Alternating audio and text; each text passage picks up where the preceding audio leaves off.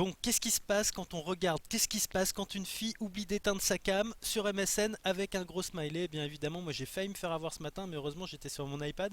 Mais mon ami Mathieu n'a pas de chance, il s'est réellement fait avoir, lui, il a cliqué sur le lien et il s'est retrouvé à partager ce lien absurde sur sa page, qu'il voulait pas partager évidemment. Donc Simon, juste en dessous, s'est bien moqué de lui, il a dit le sexe c'est mal, il fallait pas avoir envie de savoir ce qu'il y avait sur cette vidéo et il s'est vengé en disant que c'était pas lui qui avait partagé en premier, il avait suivi les conseils de Monica.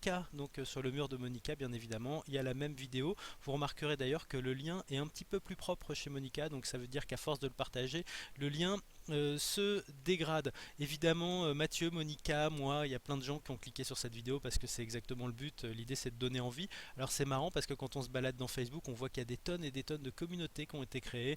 Évidemment, ce sont ces spammers qui créent des communautés, je ne sais pas pourquoi.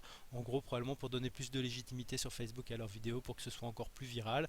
Donc ça circule bien et c'est simple. Comment ça marche et comment ne pas se faire avoir? On a un ami Romain qui est très malin et qui a partagé tout de suite une manière de ne pas se faire avoir. C'est tout simple. En fait, vous regardez la flèche rouge en haut, il y a effectivement un petit sigle de vidéo juste au-dessus, mais en dessous, il y a juste un like Facebook, alors que si vous regardez la flèche verte en bas, il y a un sigle de vidéo, mais il y a aussi l'image qui est utilisée par Facebook pour les véritables vidéos. Donc c'est ça qui va vous permettre déjà de savoir que vous êtes en train de réellement cliquer pour regarder une vidéo et pas cliquer sur un lien ou une photo qui va vous emmener vers l'extérieur.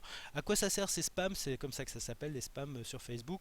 On a regardé, on a vu un site comment ça marche qui a écrit un article dessus qui est pas trop mal. Donc ils expliquent dans comment ça marche, que les spams renvoient vers des sites qui vont faire de l'argent avec les clics par la publicité.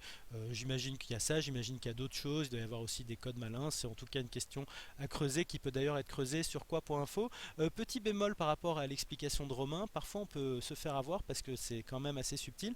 Vous remarquerez que juste là, il y a une véritable vidéo Facebook qui a été partagée par des gens. On peut même descendre encore un tout petit peu et on verra que c'est une véritable vidéo pour, dans certains cas, même si c'est exactement la même image. En remontant, on remonte, on remonte, on remonte, on remonte, avec la même image. Là, vous voyez, Jean-Claude Audet, il a partagé une vidéo. Bon, bah, on va tenter le coup. On va cliquer. Ah, tiens, on arrive sur une vidéo. Donc ça, c'est la vraie quand une fille oublie d'éteindre sa webcam sur MSN. Vous pouvez regarder, il n'y a pas de risque. Hi. Hi. Just wanted to give you a call before you went to bed. Oh yeah, I'm really tired.